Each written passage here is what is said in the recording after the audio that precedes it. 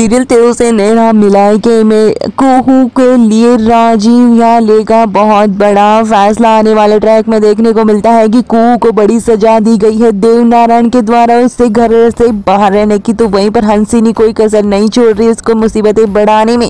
घर बनने के बावजूद हंसिनी उसको तोड़ती नजर आती है और अब उस बात का फायदा उठाएगी कि अब इस कुहू को तो इस घर से क्या हमेशा के लिए बाहर निकालना ही पड़ेगा, वरना इस खानदान की वारिस को जन्म देकर वो तो इस घर पे राज करने लग जाएगी।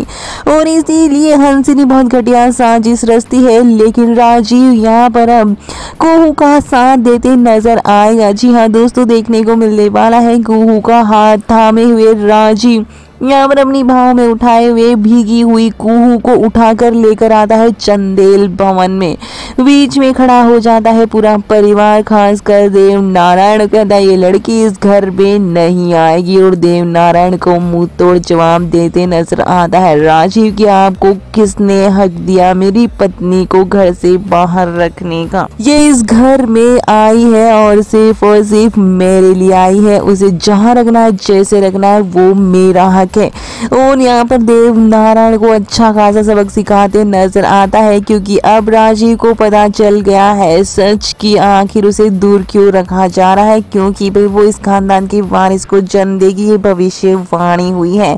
जिसके बाद राजीव साफ कह देता है कि इस लड़की का हक छीनने का हक किसी को नहीं है।